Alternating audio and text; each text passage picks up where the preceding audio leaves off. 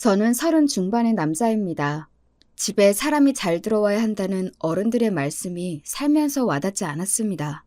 하지만 이번 일 계기로 뼈저리게 느끼고 말았습니다. 바로 형수 때문이었습니다. 제 사연이 너무 기가 막히고 코가 막힐 정도로 어이가 없지만 이곳에서 나누고 싶습니다. 저에게는 7살 많은 형이 있습니다. 형은 어린 시절부터 공부도 잘하고 성격도 좋은 편입니다. 친구들도 많았고 혼자 여행 다니는 것을 좋아해 결혼이 늦어졌습니다. 작년 이맘때 형 나이 42에 결혼했습니다. 저도 결혼한 상태였기에 우리 형제는 모두 짝을 찾았는데요. 형은 여행을 그만두고 늦게나마 전공을 되찾아 변호사가 되었고 저도 건설회사에 입사해서 평범하게 회사 생활을 하고 있었습니다. 평소 저는 형을 유달리 따랐기에 좋은 사람이 형수가 되었으면 좋겠다고 생각했습니다. 그런데 사람 일은 뜻대로 되는 것이 하나도 없더군요. 저는 형보다는 3년 정도 먼저 결혼했습니다. 아내는 선배가 입원해 있던 척추 전문병원 간호사였습니다.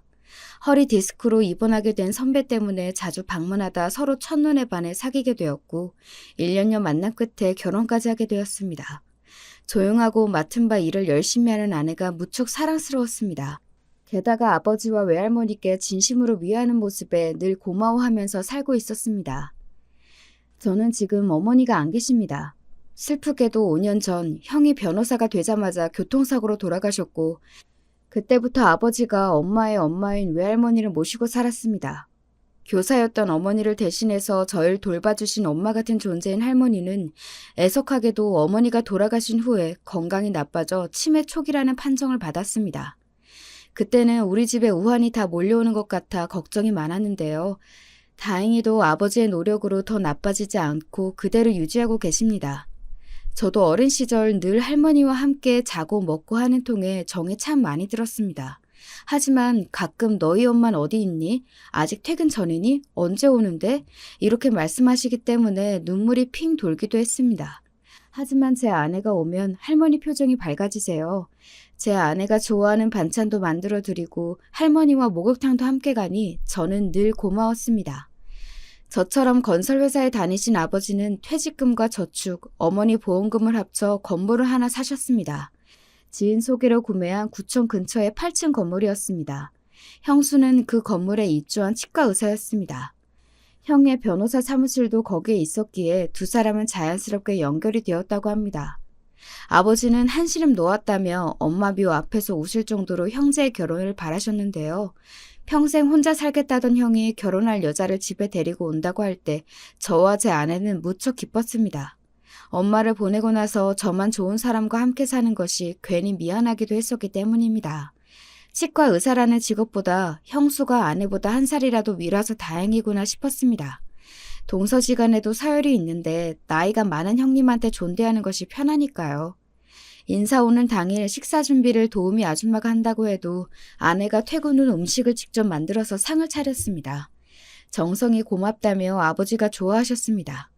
형은 번거로우니 외부에서 밥을 먹자고 했지만 자신도 할머니가 끓여주신 만둣국이 너무 맛있어서 결혼을 결정했다고 우스갯소리도 하더군요. 솜씨는 없지만 형님을 위해 집밥 차려드리겠다는 아내의 뜻이었습니다. 형수는 형보다 12살 어리지만 부동산에 관심이 많다고 했습니다. 게다가 활달한 성격으로 첫인상은 호감형이었습니다. 그러나 화려한 의상도 그렇고 제가 보기엔 외모를 많이 가꾸는 편으로 보였습니다. 도자기 같은 피부에 물미역 같은 긴 머리카락, 완벽한 메이크업, 텔레비전에 나오는 아이돌 같은 느낌이었습니다. 아무튼 수수한 제 아내와는 좀 달랐습니다. 안녕하세요. 3층 치과 운영하고 있습니다. 이 아프시면 언제든지 오세요. 웃는 얼굴에 침 못 뱉는다고 하는 말이 있듯이 서글서글 계속 웃는 얼굴의 형수는 조용하게 할 말만 하는 아내와도 다른 모습이었죠. 그러다 제 아내가 자신은 간호사라고 소개했습니다. 이때 형수가 픽 하고 웃는 겁니다. 간호사? 이러고 혼잣말을 내뱉기도 하고요. 제가 옆에 앉아 있었기에 몇 초간의 이런 장면을 보았는데요. 가족들은 눈치채지 못했지만 저는 분명 보았거든요. 그러다 저를 의식해서인지 표정을 싹 바꾸고는 이렇게 말하는 게 아니겠습니까? 하긴 직업엔 귀천이 없으니까요. 힘드시겠어요. 그래도 옛날에는 간호원이라고 하던 시절도 있었대요. 지금은 간호사라고 하니까 그나마 낫잖아요. 이러는 게 아닙니까? 간호원이라니요. 그게 할 소리입니까? 첫 만남인데 뭐라고 할 수도 없었습니다. 다들 농담이라고 여기고 웃기만 했는데요. 지금 생각하니 그때라도 기분 나쁨을 표현했어야 하는데 안타깝더라고요. 그때부터 아내를 서서히 무시한 것이 아닌가 싶었습니다. 자기는 의사라 이건가요? 의사면 간호사 위에 서는 것도 아닌데 엄연히 위치나 하는 일이 다르다는 것은 유치원생도 아닌 건 아닙니까? 그래도 당사자인 형은 좋아 죽겠다는 표정을 짓고 있으니 제가 입을 다물 수밖에요. 아버지는 방글방글 웃는 첫째 며느리감이 마음에 드셨는지 당장 결혼하라고 하시더라고요. 상견례 때는 제가 오픈 예정인 아파트 때문에 바빠서 가지 못했으니 어떤 짓을 했는지는 모르겠지만 별탈 없이 끝났다는 아내의 말을 믿을 수밖에 없었습니다. 하지만 며칠이 지난 어느 밤 침대에 누워 아내가 입을 열었습니다. 상견례 날 기분이 묘한 일이 있었어. 잊어버리려고 해도 자꾸 생각나서 형님이 자기 집안은 거의 다 의사인데 동선의 집은 간호사만 있네 하고 웃더라고. 하긴 우리 사촌 언니도 간호사이고 우리 올케도 간호사지만 이러는 건 아니겠습니까? 의사 집안이면 의사 집안이지 얼마나 자랑했으면 아내가 이러는 걸까 싶었습니다. 사람이 웃는다고 다 좋은 뜻은 아니잖아요. 막 비웃는 듯이 웃는 것이 더 기분이 나쁜 법입니다. 한 번만 더 그러면 형수한테 따끔하게 한 소리 하겠다고 했습니다. 그러니 아내는 참으라고 하더군요. 결혼한 새댁한테 한마디가 상처가 되는 법이라고 기분이 나빴다고 하면서도 형수 편을 드는 아내를 보니 갑자기 속상했습니다. 도대체 그 형수는 왜 그러는 걸까요? 주변에도 의사인 친구가 있지만 간호사를 무시하는 일은 없던데 말입니다. 아무튼 형수는 이해가 되지 않았습니다. 더 기분 나쁜 것은 바로 결혼식이었습니다. 제주도에서 작은 결혼식을 하겠다고 하더니 막상 가서 보니 성대한 결혼식이었습니다. 바다가 보이는 호텔 잔디밭에서 오케스트라 협연부터 비싼 생화 장식에다 바다까지 만찬, 심지어 가수까지 초청해 축가를 부르더군요. 마치 외국 영화에서 보는 장면 같았습니다. 예식장에서 20분 만에 해결한 저희가 어색할 정도였습니다. 게다가 직계 가족만 모인다고 해서 제 장모님하고 장인어른도 못 오셨는데 형수 당신의 가족들은 사돈의 8촌까지 비행기를 타고 왔습니다. 비용이 얼마인지 어마어마할 텐데 모두 형이네 모양이었습니다. 아내가 좋으면 처가댁 말뚝에도 절을 한다지요. 비용 괜찮아? 하고 물으니 형이 알아서 한다고 하니 제가 뭐라고 할 만한 상황은 아니었습니다. 문제는 가족 사진이었습니다. 식이 끝나고 신부와 신랑 가족들이 모여 찍는 사진 말입니다.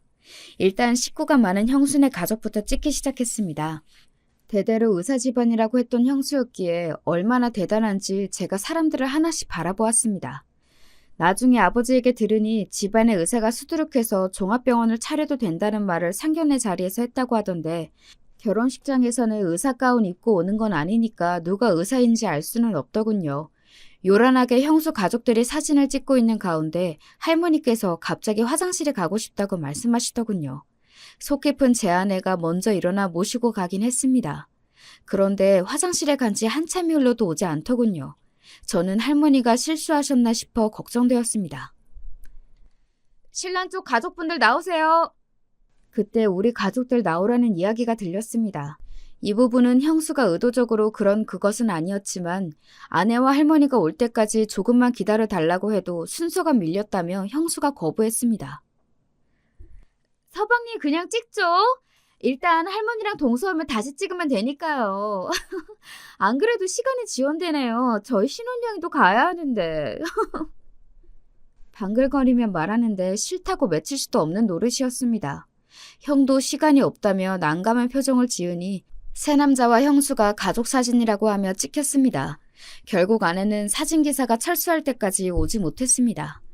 아내는 할머니가 피곤하신지 호텔 로비 소파에 앉아 눈을 붙이셨고 핸드폰을 넣은 가방을 저한테 맡기고 가서 연락 못했다고 했습니다. 잠깐 조는 할머니를 깨우기도 뭐해서 그냥 옆에서 기다렸다고 하는 아내에게 생글거리며 형수가 말하더군요. 아유 동서 나중에 가족 사진 찍지 뭐. 좋은 사진관에서. 형수는 뭐가 좋은지 아내랑 할머니가 없이 사진 찍어놓고 좋다고 웃었습니다. 암튼 중대한 사안은 아니지만 저는 뭔지 모르게 섭섭했습니다. 철수한 사진기사야 다시 부르면 되는 거 아닙니까? 아내와 할머니가 오는 모습을 보고서도 형수는 일정대로 해야 한다며 다른 곳으로 가버려 놓고 가족 사진 어쩌고 이야기하는 것이 거슬렸습니다. 그래도 설마 같이 찍기 싫어서 그런 건 아니겠지 싶어 넘어갔습니다. 그 후에 엄마 기일이 되어 제사를 준비해야 했습니다. 아버지는 며느리들이 다 바쁘니 도우미 아주머니랑 자신이 제사 음식을 준비하겠다며 걱정하지 말라고 그러시더군요. 그래도 제 아내는 퇴근 후 달려가 밥이라도 했습니다. 제사 지낼 때 되니까 형수가 오더라고요. 제가 퉁명하게 쳐다보니 오늘 야간 진료라 늦게 왔다며 또 생글거렸습니다.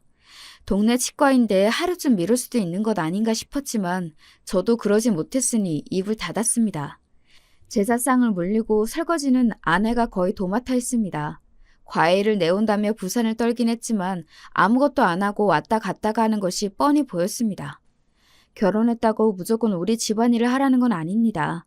다만 제 아내가 우리 집안일 하는 것은 당연하다고 바라보는 형수의 시선이 거슬린다는 겁니다. 재수씨 고생이 많네요. 이 사람이 공부만 하고 집안일은 완전 젬병이에요. 세탁기 사용법도 몰라요. 무슨 세탁기 사용도 못하는지 우리 할머니도 정신이 멀쩡할 때면 하실 수 있거든요. 아무튼 형이 현수펜을 드니 저도 가만히 있으면 안 되겠다 싶어 한마디 꺼내려는데 아내가 막아섰습니다. 네, 배우면 되겠죠. 그죠, 여보? 저한테 조용히 하라고 찡긋거리더라고요. 엄마 제삿날 서로 싫은 소리 하다가 싸움이 날 수도 있다고 조심하라는 아내 신호에 저는 조용히 있었습니다. 하지만 형수는 끊임없이 제 아내에게 도발하더군요. 갑자기 자신이 아끼던 화장품과 옷을 가져왔다고 쇼핑백을 내밀었습니다. 이제 집안 행사할 때 좋은 옷도 입고 화장도 해 동서. 지금 진짜 아니다. 이제는 나도 이 집의 가족이잖아. 내 얼굴도 세워줘야지. 퇴근하고 헐레벌떡 달려온 내 아내한테 아나운서처럼 화장을 곱게 하고 딱 붙는 정장을 입고 와놓고 인형처럼 가만히 앉아있는 형수가 할 말은 아니다 싶어 참다 결국 제가 나섰습니다. 형수님, 그게 무슨 말씀이세요? 진짜 아니라니. 뭐가 아니란 겁니까? 어머 여보 그만해. 옷이랑 화장품 내가 갖고 싶었던 거야. 감사해요 형님. 아내는 제 눈치를 살피며 쇼핑백에서 옷이며 화장품을 꺼내서 좋다고 했습니다. 아니요, 제 아내 취향 제가 알거든요. 요란하고 화려한 스타일은 싫어하고 화장품도 거의 색조는 하지도 않는데 무슨. 암튼 엄마 제삿날이니 참으려고 해도 부하가 치밀었습니다. 옷이랑 화장품 내가 아끼는 거라니까. 동서가 안목이 거의 없는 게 아니구나? 당신도 참 다음에 새 것으로 사드려. 어? 죄송해요, 제주씨. 결국 형이 나서서 아내와 저한테 사과하는 통에 저도 입을 닫고 말았습니다. 형은 집으로 가는 길에 저한테 아내에게 좋은 옷이랑 화장품 사드리라며 돈을 주려고 하더군요. 말이라도 예쁘게 하면 누가 뭐라고 합니까? 서로 안 입고 안 쓰는 것들 환경보호 차원에서 받아도 됩니다. 하지만 사람을 은근히 무시하면서 주는 것은 아니지 않습니까? 형수는 다른 사람한테는 말도 잘하고 기분도 맞춰주는 말도 잘합니다. 아버지한테도 사근사근 웃어가면서 아버님 하고 저한테는 할머니께 아니 도우미 아주머니에게도 예의 있게 하는데 왜 제 아내한테만 그러는 걸까요? 아내에게 면박 주고 무시하고 기분을 상하게 하는 경향이 있었습니다. 마치 간호사한테 당한 것이라고 있는 사람처럼 내 아내한테만 신경 긁는 소리만 해대고 있으니 제가 미칠 노릇이라는 겁니다. 게다가 방글방글 웃으면서 말이죠. 형수한테 도대체 왜 그러냐고 따지고 싶었지만 그 자리에서는 괜히 아내 기분만 상하게 하는 것 같아 입을 닫고 말았습니다. 다음 날 아내를 백화점으로 끌고 가서 사고 싶은 옷이랑 화장품을 사줬습니다.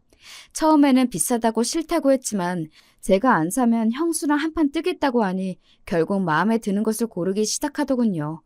그동안 해준 것도 없어 미안하기만 했는데 형수까지 무시하는지 더 미안해서 죽을 맛이었습니다. 그래도 형수 때문에 자신만 수지 맞았다며 아내는 백화점 주차장에서 빙그레 웃었습니다. 아내가 웃으니 제 마음도 조금은 편해지더군요. 그때부터 형수와 거리를 둬야겠다 결심했습니다. 자꾸 만나면 감정만 상할 테니까요. 어머니 제사 다음 날 저는 아버지한테 이야기도 해보았습니다. 형수가 자신의 의사라고 제 아내를 무시한다고 하지만 아버지는 웃으시며 저희 괜한 자격지심이라고 말씀하시더군요.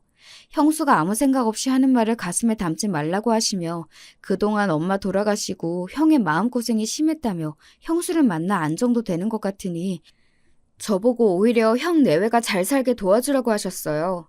저도 엄마가 그렇게 가셔서 마음고생 많이 했거든요. 그때 아내가 아니었다면 지금은 일상생활도 하기 어려웠을 겁니다.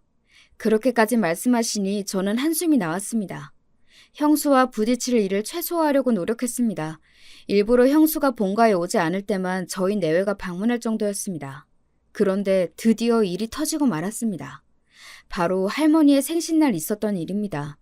형수는 결혼하고 처음 맞이하는 할머니 생신이라 근사한 곳으로 초대하고 싶다고 했습니다. 호텔에서 하룻밤을 보내고 식사도 하고 풀파티 형식으로 진행하고 싶다나요? 형이랑 둘이 하면 될 것을 왜 할머니 생신날 한다는 건지 이해는 되지 않았습니다.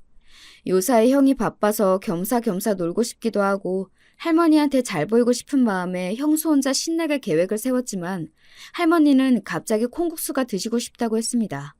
그것도 예전에 사시던 곳에서 먹던 콩국수 집에서 말입니다. 호텔이라고 하면 제주도에서 가봤다며 자신의 생일날에는 먹고 싶은 콩국수 이야기만 하시는데 제 아내가 나설 수밖에 없었습니다. 아쉽게도 할머니가 가고 싶다는 곳은 폐업했고 근처에서 그 가게 사장 자녀들이 하는 곳을 겨우 찾아냈습니다. 서울 근교 유원지였고 다행히 방갈로 같은 방도 있다고 하니 거기라도 모시고 가자고 했습니다. 형수는 이미 예약했다며 펄펄 뛰었습니다. 자신의 일정을 거부하고 이상한 유원지에 콩국수를 먹을 수는 없다고 했지만 할머니의 뜻을 꺾지 못했습니다. 일단 제 차로 할머니와 아버지, 아내가 이동했습니다. 근처에 계곡도 있고 산도 보이는 곳이었습니다. 메뉴도 콩국수 이외에 수육이나 백숙도 있어 다양하게 시켜보았습니다. 예약한 방에다가 과일이며 떡을 차려놓으니 생일상이나 다름없었습니다. 뒤늦게 형 내외가 도착했고 우리는 소박한 할머니의 생일 파티를 시작했습니다. 이때 엄마가 있으면 얼마나 좋을까 싶었습니다. 형은 그동안 바빠서 집안 행사에 참석하지 않았는데 결혼하니 이렇게 다 모인 거라며 아버지와 할머니가 좋아하셨습니다. 그 집 콩국수 너희들 엄마가 제일 좋아한 거야. 그때랑 맛이 비슷하네. 좋구나. 할머니는 엄마가 그리워서 콩국수 이야기하신 모양이었습니다. 비슷한 맛을 재현하는 곳을 찾아냈다고 아내를 칭찬하셨습니다. 할머니 때문에 호텔 파티 위약금까지 냈다며 약간 투정하듯 이야기하던 형수도 이내 입을 닫았습니다. 형수는 아까 이 가게에 들어서자마자 인상을 구겼습니다. 드레스 같은 원피스가 흙바닥에 쓸리니 기분이 상했을 겁니다. 서울 근교 유원지라고 몇 번이나 말했는데 궁전 파티도 아니고 왜 저렇게 옷을 입은지 모를 일입니다. 그래도 맛있는 것은 알아서 국산 콩 같다며 콩국수는 한 그릇 먹긴 했습니다. 그것도 그럴 것이 우리 엄마가 좋아한 거래 많이 먹어 하면서 형이 다정하게 속삭이는데 남길 수는 없었겠죠. 그 모습을 사랑스럽게 바라보는 형의 얼굴을 보니 형수를 좋게 봐야겠구나 싶었습니다. 아내한테만 재수없는 언행만 안 한다면 말이죠. 콩국수를 잘 먹고 과일이나 떡까지 먹고는 더 이상 들어가지 않으니 미리 준비한 백숙은 포장까지 했습니다. 포장하는 시간에 할머니와 아버지, 저와 형이 주변 산책을 하겠다고 했고 아내와 형수가 방 안에 떡이랑 과일 등을 정리하기로 했습니다. 둘만 남겨놓으려니 왜 그렇게 불안한지 발걸음이 떼지지 않았습니다. 그래서 할머니가 같이 나가보자는 말에 어쩔 수 없이 나서긴 했지만요. 할머니는 원하는 걸 드셔서 기분이 좋으신지 아버지와 제 손을 잡고 이리저리 가보자고 하셨습니다. 저도 형도 덩달아 기분이 좋았습니다. 어머니의 사고가 우리 가족에게 상당한 아픔이었기에 활짝 웃는 날도 그리 많지 않았습니다. 형은 일 아니면 여행이든 한시도 제 몸을 가만두지 않았고 저도 아내를 만나서 겨우 극복하기 시작했습니다. 아버지는 어머니가 그리워서라도 할머니에게 제대로 봉사했습니다. 아버지의 부모님도 어렸을 때 이미 돌아가셨기에 저희 외할머니를 부모처럼 의지했다고 했거든요. 할머니도 남편을 여의고 하나뿐인 엄마를 교대까지 보내느라 고생도 많이 하셨거든요. 이렇게 헤어지긴 섭섭하니 근처에 쌍화차 한 잔 더 마셨으면 좋겠다며 할머니께서 2차 가자고 하시더라고요. 그 말이 우스워 저희 삼부자는 박장대소를 했습니다. 올만해 보이는 따뜻한 장면이라고 아닌가 싶었습니다. 다들 웃고 있어도 웃는 것이 아니었거든요. 엄마의 사고 후 말입니다.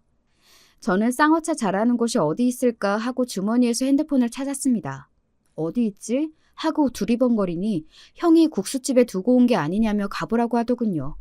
그래서 서둘러 방 근처로 걸어갔습니다. 두 사람이 아직도 정리 중인지 방문 앞에서 형수의 하이힐과 저의 아내 운동화가 보이더군요. 그때였습니다. 방에서 울리는 신경질적인 형수의 말소리에 저는 얼어버렸습니다. 형이나 아버지한테 하는 말소리가 아니었습니다. 드라마 사극에서 보면 아씨가 몸종을 다그치는 그런 장면이 떠오르는 말투였습니다. 게다가 어처구니 없는 형수의 대화 내용까지 온몸이 굳는 기분이었습니다.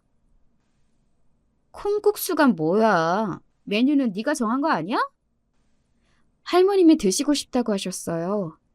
아무리 그래도 더 좋은 곳 있다고 말씀을 드려야지. 이런 국수야 늘 먹는 거잖아. 다음에 좋은 데 갈게요. 그리고 내가 준 옷이랑 화장품은 안 입고 안 발라? 아, 그거요. 저랑 이미지가 안 맞아서 못 입겠어요. 아, 진짜 너랑 급이 안 맞아서 못 다니겠다. 내 친구도 얼마 전 결혼했는데 동서는 같은 의사라서 그런지 척하면 착하고 알아듣는데 너는 정말 답이 없어. 네? 솔직히 사람들이 동서 뭐 하는 사람이냐고 묻는데 뭐 하는지 말도 못해. 서방님도 대기업인데 어디서 널 만났대? 형님 그만하세요. 말이 너무 심하시네요. 진짜 너랑 다니는 거 급이 안 맞아서 안 돼. 쪽팔려 죽겠어. 여기까지 듣는데 제가 다 살이 떨리고 호흡이 가빠지기 시작했어요. 당장 저는 방문을 열어버리고는 벼락까지 소리를 질렀습니다. 형수, 지금 뭐라고 하셨어요? 네? 제가 화를 내며 성큼성큼 걸어 들어오니 아내가 더 놀라며 제 앞을 가로막았습니다. 나중에 물어보니 한 대 칠 듯이 덤비는 모습에 오히려 아내가 시겁했다고 하더군요. 하지만 형수는 아랑곳 없이 또 배시시 웃는 거 아니겠습니까? 어머, 서방님, 왜요? 웃는 얼굴을 보니 더 화가 치밀어 올랐습니다. 마침 형도 저를 따라 방으로 들어오길래 냅다 소리를 질렀습니다. 형수 관리 좀 해. 한 번도 아내 무시하면 그땐 형이고 뭐고 없어. 죽을 줄 알아. 저는 태어나서 형한테 대들거나 반항한 적이 없었습니다. 그런데 죽여버린다는 협박까지 하다니요. 저희는 나이차가 있는 형제지간이지만 서로 싸운 적도 없었습니다. 형이 저한테 심하게 대한 적도 없었거든요. 형은 제 행동과 말에 어이가 없어하며 멍하게 바라보더라고요. 당장 할머니와 아버지가 안 계셔서 다행이라고 생각이 들었습니다. 저도 제가 뱉은 말에 당황했지만 형수가 한 말은 기가 막힌 것 아닙니까? 뭐라는 거니 지금 형한테, 어? 형수가 뭐라고 한 줄 알아? 저는 재빨리 형수가 제 아내한테 했던 말을 다시 형에게 들려주었습니다. 자초지종을 들은 형은 아무 말 없이 형수를 데리고 집으로 돌아갔습니다. 저는 아버지와 할머니에게 급한 일이 생겨 형 내외가 돌아갔다고 말하고는 할머니의 파티를 끝냈습니다. 집으로 돌아와서도 분이 풀리지 않았습니다. 제 아내가 잘못한 일도 없는데 그렇게 매도당하는 것은 어이가 없었습니다. 형님이나 아주버님한테 화내고 대들지 마요. 나한테 하나도 도움 안 돼요. 다음에는 내가 한마디 할 거니까 제발 먼저 나서지 마요. 그리고 아주머님한테 말 심하게 한 거 먼저 사과해요. 죽긴 뭘 죽어. 아내는 형수와 자기의 문제는 둘이 풀어볼 테니 형제끼리 싸우지 말라고 했습니다. 아내의 말이 맞긴 했습니다. 여자들 싸움이 형제 싸움이 되고 곧 집안끼리 싸움이 되니 제발 그러지 말라고. 아내에게 계속 잔소리를 들은 저는 형에게 말이 너무 심했다며 사과 문자를 보냈습니다. 그 후 형은 형수도 미안하게 생각한다며 다신 그런 소리 하지 않겠다는 전화 연락을 받았습니다. 제 아내에게 형수가 직접 사과하는 것이 좋겠다고 형에게 말했습니다. 형이 망설이다 알았다고 했습니다. 하지만 형수는 대면도 아니고 전화도 아닌 문자로 아내에게 미안하다며 사과했고 아내도 마지못해 사과를 받아들였습니다. 아무튼 콩국수 집에서 형수 망언 사건은 이렇게 마무리되었습니다. 문자 몇 개로 미안하다고 하는 형수는 여전히 얄미웠지만 어쩌겠습니까? 손 아래니까 참을 수밖에요. 그로부터 몇 개월 동안은 형수 그림자도 보기 싫어 따로 움직였습니다. 형 내외가 온다고 하면 저는 바쁘다는 핑계로 본가에 가지 않았고 함께할 자리를 피했습니다. 아내를 무시하는 것은 바로 저를 무시한다고 생각했습니다. 그렇게 그 일은 서서히 잊혀갈 무렵 회사에 근무 중인 저에게 전화가 걸려왔습니다. 바로 형수였습니다. 근처에 볼 일이 있었거든요. 저녁이나 먹을래요? 서방님, 저번 일도 있고 사과의 의무로 제가 살게요. 사과라는 단어에 저는 마음이 흔들렸습니다. 아내에게 전화를 하고 시간 되면 함께 나가겠다고 하니 오늘은 저를 먼저 보고 할 이야기가 있다고 했습니다. 저는 잠깐 망설였습니다. 그러나 둘이 만나 아내 무시하는 행동이나 말 정말 조심해달라고 해야겠다 싶은 마음에 혼자 약속 장소로 나갔습니다. 형수는 화려하고 세련된 복장으로 저를 맞이하더군요. 그날은 자기가 호텔 예약이 다 취소되고 위약금도 물었는데 할머니에게 인정은 제 아내만 받아 불쾌했다고 하더군요. 다시는 무시하는 발언은 없을 거라며 저한테 몇 번이고 다짐했습니다. 그제야 저도 마음이 서서히 풀려 형수와 이런저런 이야기를 나누었습니다. 형수는 제가 아내와 어떻게 만났으며 이상형이 뭔지 묻더군요. 아니, 형수님, 저 결혼했는데 이상형 물어보면 어떡해요? 당연히 아니겠죠. 어릴 때부터 좋아하는 여성상 있을 거 아니에요. 글래머? 청순가련? 아님, 보이시? 제 인생에 후회하는 순간이 있다면 이때라고 할 수 있을 겁니다. 정말이지 멍청하게도 그만 집으로 돌아가려고 아무 말이나 대답했습니다. 이상형은 제 아내라니까요. 말하기 전에 못 가요. 얼른 말해주세요. 혹시 저 같은 여자 좋아하세요? 그래서 말 못하는 거 아니에요? 아, 네, 맞아요. 형수 같은 화려한 여성 좋죠. 저 화려한 여자 딱 질색입니다만 제 입에서 그 말이 나오자 형수는 그럴 줄 알았다며 저를 놓아주더군요. 저는 형이 이렇게 집요한 여자를 좋아하나 싶었습니다.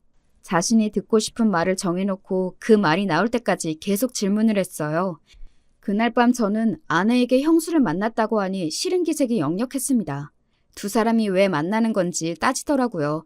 저는 겁이 덜컥 났습니다. 평소 싫은 소리 할 줄 모르는 아내가 형수랑 제가 단둘이 만났다고 하니 싫어하는 겁니다. 그래서 저는 형수한테 당신 무시하며 가만 안 둔다고 화만 내고 왔다며 변명 아닌 변명을 했습니다. 아내는 다음에 다 같이 보는 것이 좋겠다며 저한테 충고하더군요. 아주버님이 싫어하면 어쩌려고 둘이 만나? 당신은 내가 아주버님하고 단둘이 보면 좋아? 그니까 다음에 다 같이 보던지 아니면 본가에서 만나. 저는 왜 이리 생각이 짧을까요? 저는 아내만 생각해서 형수를 본 건데 아내는 여러 가지 상황을 감안하고 있던 겁니다. 저는 알겠다고 하고 잠자리에 들었습니다. 이상형 이야기는 괜히 했나 싶기도 하고 이리저리 뒤척거리다 잠이 들었습니다. 그런데 말입니다. 문제는 더 심각해졌습니다. 가끔 형수가 회사로 찾아오는 겁니다. 커피 사들고 왔는데 잠깐 내려와라. 샌드위치 사왔다. 저녁은 먹었나. 급기야 바에서 와인 한잔 하자는 겁니다. 커피나 도시락은 주는 거니 어쩔 수 없이 받아 마시고 먹었습니다. 제 것만 사온 것도 아니고 회사 우리 부서 사람들도 나눠줄 정도도 사왔더군요. 하지만 아내 말대로 단둘이 보는 것은 아니라는 생각에 다른 만남은 바쁘다고 다 거부했습니다. 그랬더니 아예 연락도 없이 퇴근 시간에 회사 앞에서 기다리는 것이 아니겠습니까? 그것도 혼자가 아니었습니다. 자신과 비슷한 옷차림에 배시시 웃는 미소까지 닮은 후배야 말입니다. 내 후배인데 피부과 의사. 지나가는 길에 서방님 생각이 나서요. 오늘은 시간 되죠? 그동안 얻어먹은 것도 있으니 후배랑 같이 왔다는데 밥을 안 살 수도 없고 저는 근처 캐주얼 레스토랑으로 갔습니다. 저는 커피나 빵으로 간단히 먹자고 하려고 했는데 이 사람들은 와인을 시키는 건 아니겠습니까? 졸지에 형수와 형수 후배 저는 술자리를 가졌습니다. 물론 저는 술도 안 마시고 1시간 있다가 일이 있다고 일어나긴 했습니다. 도대체 왜 저러는지 이해가 되지 않았습니다. 아내에게도 더 이상 형수가 찾아왔다고 말하기도 싫었습니다. 그 후 더 이상한 것은 형수의 연락은 하지 않았지만 그 후배라는 여자가 자꾸 문자로 말을 걸기 시작했습니다. 저번에 인사할 때 명함을 준 것이 화근이었던 걸까요? 제 번호를 알기에 계속 문자로 아는 체 하는 겁니다. 초반에는 예의상 대꾸하다가 더 이상 답을 하지 않았습니다. 형수와 마찬가지로 아랑곳 없이 하고픈 대로 하길래 저는 전화를 해서 이야기했습니다. 죄송하지만 그만 연락하시죠. 저희가 그럴 사이도 아닌데요. 어머, 그럴 사이는 뭔데요? 저도 이혼한 지 얼마 안 되었어요. 그냥 친구나 해요. 저도라니요? 누가 또 이혼이라도 했나요? 급기야 그 후배는 외롭다, 술이나 한 잔 사주면 안 될까 이런 식으로 회사로 전화가 왔습니다. 저는 싫다고 거절을 분명히 했는데 어느 날 회사 앞에서 기다리는 게 아니겠습니까? 그날 결혼 기념일이라 아내와 회사 근처에서 만나기로 했기에 가슴이 덜컥 내려앉았습니다. 이 모습을 아내가 보기라도 하면 어쩌나 싶었습니다. 도대체 왜 이러는지 정확히 물어보기 위해 통창이 시원하게 뚫린 카페로 여자를 데리고 갔습니다. 으슥한 곳은 가기도 싫었기 때문입니다. 거기서 황당무계한 이야기를 들었습니다.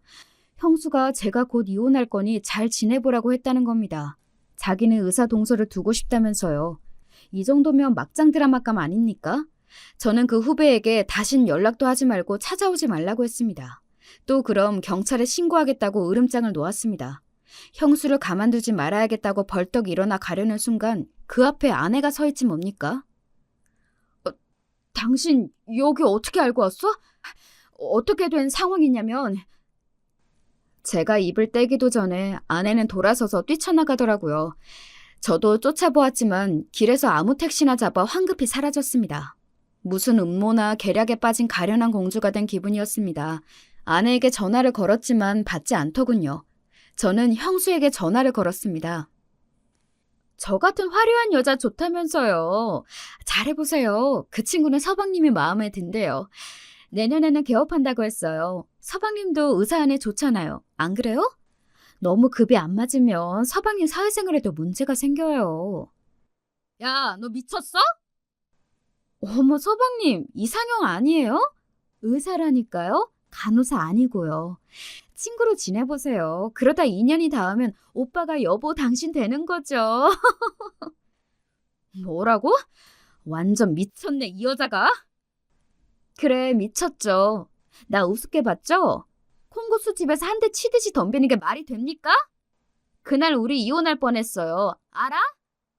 나 그때 결심했어요. 서방님 이혼하는 꼴 내가 봐야겠다고 말이죠. 이참에 아내 바꿔요. 수준이 낮아도 원, 간호전무대 나온 애랑 내가 동서지간이 되는 게 말이 되냐고요.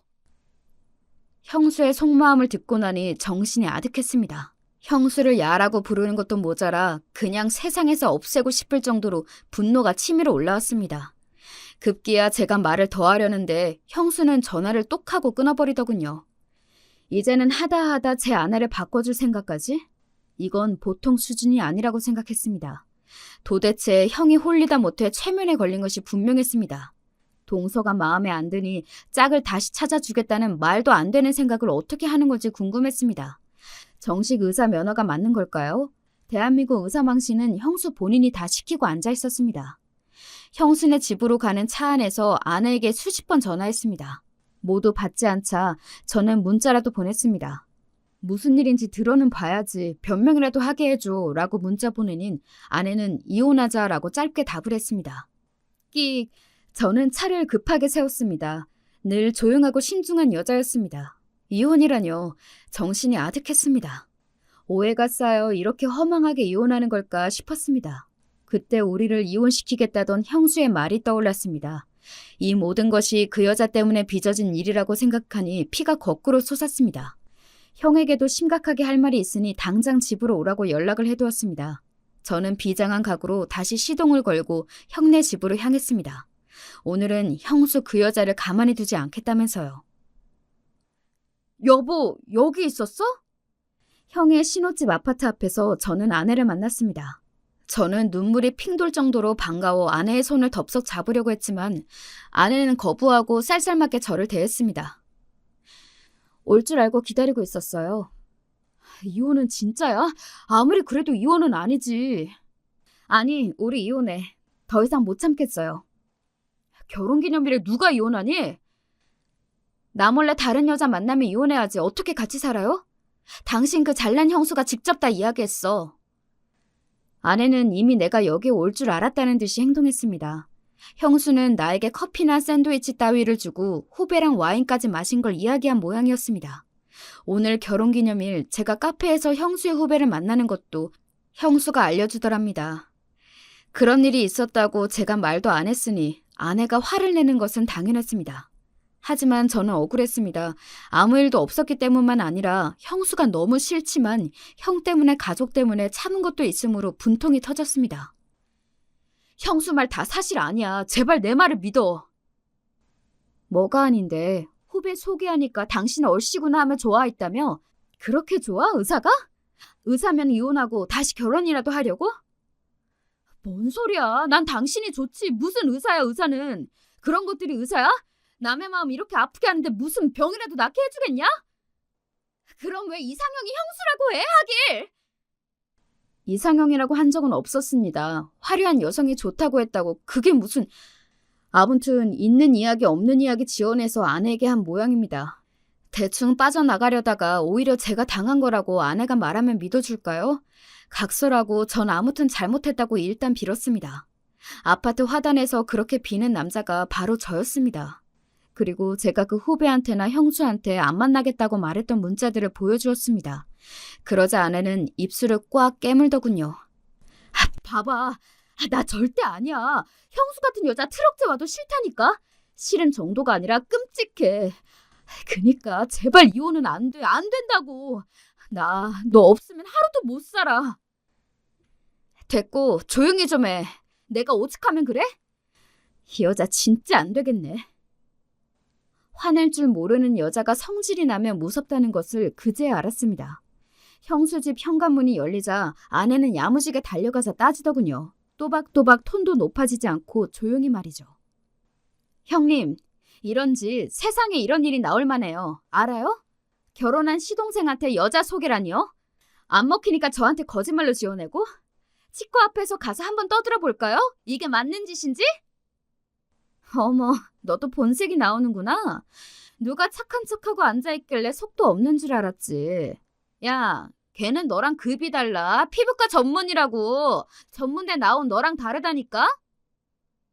짝, 그때 아내가 형수의 뒤통수를 갈기는 거 아니겠습니까? 아내가 고등학교 때 배구 선수 했다고 한 적이 있던데 정확한 서브였습니다. 텅 하고 형수의 골이 울렸습니다. 정신 차리세요, 형님. 야!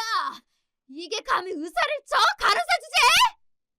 하고 아내의 머리채를 잡으려는 걸 아내가 쓱 하고 피하더군요. 자신의 힘에 못 이겨 형수는 바닥에 고꾸라졌습니다. 가정 형평상 전문대 다니고 나중에 편입해서 간호대학 나왔어. 그게 죄냐? 누가 죄래? 나랑 급이 안 맞다는 거지. 네가 나한테 다 이야기했듯이 네가 보낸 문자 아주버님에게 다 보냈다. 알아서 해. 형수는 그 말에 놀라 더 이상 아따구니는 못 쳤습니다. 형을 그렇게 좋아하는 걸까요? 아무튼 저는 아내의 다부진 태도가 마음에 들었습니다. 똑부러지게 말할 줄 알았는데 그동안 형수의 무시를 가족을 위해 참은 모양이었습니다. 아무튼 전 돌아가는 차 안 빌고 또 빌었습니다. 누가 같이 산대? 나 당신 용서 안 했다. 미안해. 몰라. 정말 이혼하고 싶었어. 미안하다. 저녁 뭐 먹을래? 예약한 곳 다시 갈까? 이혼 아직 취소 안 했어. 근데 말이야, 당신 사람 때릴 줄도 알아? 처음이야. 그리고 애 아빠 뺏기게 생겼는데 그럼 뭔 짓을 못할까? 애 아빠? 나 임신 8주차래. 뭐 임신?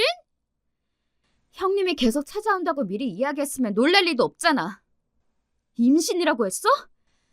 아까는 정말 놀라서 어떻게 되는 줄 알았어. 임신하면 호르몬 분비가 과도해져서 화도 낼 수 있고 소리도 지를 거니까 앞으로 조심해. 나 아빠 되는 거지? 그래, 임신했어. 당신 아빠 되는 건 맞고. 근데 말이야, 가족들한테는 일단 말하지 마. 12주 넘어가서 말씀드릴래. 혹시 또 잘못될 수도 있으니까. 저는 하마터면 핸들을 놓칠 뻔했습니다. 임신이라뇨. 제가 애 아빠가 된다니. 아까 형수 때문에 열받은 상황들이 눈녹듯 녹았습니다. 어쩐지 이혼 이야기를 성급하게 꺼낼 때부터 아내가 평소와 다르다는 것을 알았습니다. 그래, 알겠어. 저는 고개를 미친 듯 끄덕이며 조심스럽게 운전했습니다. 가슴이 벅차올랐습니다. 사랑스러운 아내를 위해 저는 며칠 동안 빌고 또 빌었습니다. 아내의 마음이 서서히 풀릴 때쯤 형수가 병원에 입원했다는 소식을 들었습니다. 아니, 안정은 제 아내가 취해야 하는데 무슨 소리인지 의아했습니다. 게다가 아버지의 호출에 우리 부부는 본가로 달려갔습니다. 너희들 만나고 형수가 유산했대. 도대체 너희들 어쩌고 다닌 거야, 응? 아가 너는 간호사라고 무시한다고 생각하니? 그리고 넌 형수가 너한테 흑심 있다고 여기는 거야? 그게 말이야? 네 형은 이제 이혼한다고 말하고 잠적했대. 내가 너희들한테 부탁했잖아. 형 내외 잘 봐달라고. 아버지의 불호령이 우리 부부에게 떨어졌습니다. 적반하장도 유분수지. 그 여자 진짜 몹쓸 사람이었습니다. 유산이라니 어이가 없었습니다. 그런 험한 일은 제 아내가 당할 뻔했기 때문입니다. 그런데 저희한테 덮어씌우다니요. 형수가 임신한 것은 맞는지도 저는 의심스러웠습니다. 아버지, 제 이야기 좀 들어보세요. 듣기 싫어. 당장 병원으로 가자. 너희들이 뭘 잘못했으니 그런 일이 생기지. 당장 사과하러 가자니까. 저와 아내는 아버지에게 우리 임신했습니다라는 이야기하지 못했습니다. 차마 형수의 유산이 사실이라면 어떡하나 싶었습니다. 그래도 할 말은 해야 한다고 생각했습니다. 저는 아버지에게 그동안 일을 말씀드렸습니다. 콩국수 집부터 형수의 후배 이야기까지 며칠 전에 아내와 형수에게 있었던 일도 말입니다. 아가 모두 사실이냐? 네. 아버지, 그리고 저희는 10달 뒤에 아기 생겨요. 형수 일은 안타깝지만요. 정말 저희는 몰랐습니다. 뭐, 임신? 아버지도 놀라셨지만 더 이상 말씀 못하셨습니다. 형은 유산되고 저희는 임신이라니 당황하실 만도 하죠. 몇 초간 침묵을 지키시다가 아내의 몸 상태를 물으시고는 축하한다고 하시더라고요. 그래도 병원에는 가봐야 하지 않겠냐며 운을 떼셔서 저희는 일단 형수가 입원한 병원으로 가기로 했습니다. 아내는 차 안에서 내내 아무 말이 없었습니다. 날 뒤통수 때린 일이 이렇게 된 걸까요? 생각이 복잡해질 때 할머니도 형수를 보러 병원에 가겠다고 하셨습니다. 그래서 우리 가족은 제 차를 타고 형수가 입원해 있는 곳으로 갔습니다. 형이 갑자기 연락 두절이라고 하니 난감했습니다. 형은 화가 나고 속이 답답하며 무작정 여행을 떠나는 버릇이 있었습니다. 아무튼 병원으로 가는 차 안은 냉기가 감돌았습니다. 아버지가 된 후에는 다른 아기가 잘못되었다는 말만 들어도 가슴이 철렁했습니다. 형수 집까지 찾아가지 말 걸 그랬나 온갖 상념이 저를 사로잡았습니다. 병원에 도착하니 형수는 VIP 입원실에 있다고 하더군요. 형수의 작은아버지가 근무하는 종합병원이었습니다. 병원 앞에 다다르자 할머니께서 갑자기 큰 실례를 하셨습니다. 할머니의 상태가 요즘은 나빠지고 있는지 배변 실수를 자주 하셨습니다. 그러나 아내는 치매 탓이 아니라 긴장하고 놀라면 그럴 수 있다고 했습니다. 형수의 유산이나 형의 잠적 이런 상황들이 할머니를 힘들게 한 모양이었습니다. 게다가 저희의 임신은 타이밍이 좋지 않아 보여 안타까워하셨습니다. 내가 낮에 뭘 잘못 먹었나 큰일을 봤네. 어쩌니. 아니에요 할머니. 제가 도와드릴게요. 그래 오냐오냐. 미안해. 아내는 괜찮다며 병원 화장실로 할머니를 모셨고 저는 근처 속옷 가게로 달려가 갈아입을 것들을 사러 갔습니다. 아버지는 먼저 형수를 만나보겠다고 올라가셨습니다. 할머니는 아내의 능숙한 대처와 다독이는 태도 때문인지 다시 정신을 차리게 되셨고 옷도 다 갈아입으셨습니다. 병원 로비에서 물을 나눠 마시며 안정을 취하는 사이 아버지가 얼굴이 굳은 채 내려오셨습니다. 저희도 올라가 볼게요. 많이 안 좋다고 하나요? 안 가도 된다. 다시 집으로 가자꾸나. 이러는 것 아닙니까? 저희는 의아했지만 아버지의 굳은 표정이 너무 서늘했습니다. 집으로 돌아와 한참 소파에 멍하게 앉아있던 아버지가 아내에게 말했습니다. 형님은 의사인데 너 높아줘야지. 무슨 말인지. 건물주 되라고. 땡땡동 건물 네 남편 돈도 보태져 산 거야. 첫째네 집 사줬으니까. 아니 도대체 의사 간호사 편을 왜 가르는 거니? 아무튼 넌 건물주라 되면 되겠다. 그렇지? 아버지의 선언에 저희는 당황했습니다. 생각해보면 땡땡동 건물 3층 세입자가 형수였습니다. 만약 제 아내가 건물주가 되면 형수는 약이 올라 죽을 텐데 저는 문득 병실에서 어떤 일이 있었는지 궁금해졌습니다. 임신 축하 파티라도 하자며 아버지는 일어나 아끼시던 양주를 꺼내셨습니다. 알고 보니 아버지가 병실 안으로 들어갔을 때는 형수가 화장실에서 누구와 통화를 하고 있던 모양이었습니다. 열받아서 유산했다고 뻥쳤어. 남편 시동생하고 그 간호사 그년이 둘이 때로 덤비더라. 게다가 그날 밤에는 남편도 실망했다고 그러지. 게다가 연락도 안 돼. 방법이 없잖아. 거짓말이라도 쳐야지. 말이 나와서 그렇지. 난 진짜 간호사 그년하고 급이 달라서 같이 있기 싫다니까. 간호사가 뭐야. 종합병원 간호사도 아니라니까. 아버님이 건물 우리한테 주시기만 하면 그냥 당장 치워버리고 싶어. 이렇게 형수가 화장실에서 떠드는 걸 말없이 듣고 온 아버지는 결심하셨습니다. 제 아내의 급을 올려주려고요. 물론 간호사가 낫다는 것이 아닙니다. 하지만 그 형수의 수준에서 급을 올리는 것은 그 방법밖에 없었습니다. 아버지가 형이 운영하는 변호사 사무실로 찾아왔습니다. 저희 부부에게 상속해 주시려고 말입니다.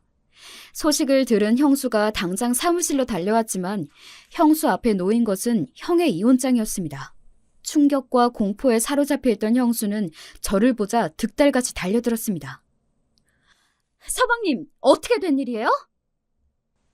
이제 급이 달라졌네요. 제 아내는 건물주, 형수님은 세입자. 당장 치과 빼세요. 급이 안 맞아서 세 못 드리겠대요. 뭐요? 동서 그 잘난 얼굴 내밀고 말해보라고 하세요. 참내. 임신 중이라서 험한 꼴 보면 안 돼요. 네? 임신이요? 네, 임신도 저희가 했네요. 그렇다고 뻥을 치면 어떡합니까? 의사가 태아의 생명을 두고 말이에요. 뭐라고요? 형수는 얼굴이 백지창처럼 하얗게 변했습니다. 그러나 건물 뺏긴 걸 생각하니 열받아 죽으려는 형수를 뒤로하고 저는 아내가 사오라고 했던 티라미수 케이크를 사러 갔습니다. 그날따라 달콤한 것이 입에 사르르 더 잘 녹았습니다. 그 후에는 형수와 형은 이혼했고 형수의 치과는 저희 건물에서 빠졌습니다. 여기까지 오느라 저희 부부 기가 막히고 코가 막혔습니다만 나중에는 뻥 뚫려 다행이지 뭡니까. 이혼하는 과정도 험난했습니다. 결정적인 것으로 형수의 후배가 증언도 해줬습니다. 저와 제 아내가 잘 지낸 것을 보고 충격을 받았다고 했습니다. 형수가 자신을 이용할 줄은 몰랐다면서 이 여자도 형수와 자신은 급이 다르다고 하더라고요. 참네, 사람도 급이 있나요? 하여간 집안에 사람이 잘 들어와야 하는 것은 맞겠죠. 형수의 등장으로 저희는 화병이 날 뻔했지만 이렇게 극복했습니다. 그 후에는 그리고 아버지와 할머니, 저희 부부, 여행에서 돌아온 형, 그리고 기어다니면서 저질에 많이 하는 우리 딸까지 잘 지내고 있습니다. 아버지는 취미생활도 하시고 할머니는 요새는 실수를 거의 하지 않으시더라고요. 형은 괜찮은 사람 물색하고 있고 저희 부부는 각자 생활 열심히 하고 있습니다. 그 형수였던 여자는 개업한 치과가 안 돼서 지금 다른 병원 월급 의사가 되었다고 하더라고요. 모쪼록 지금까지 제 이야기를 들어주셔서 감사합니다.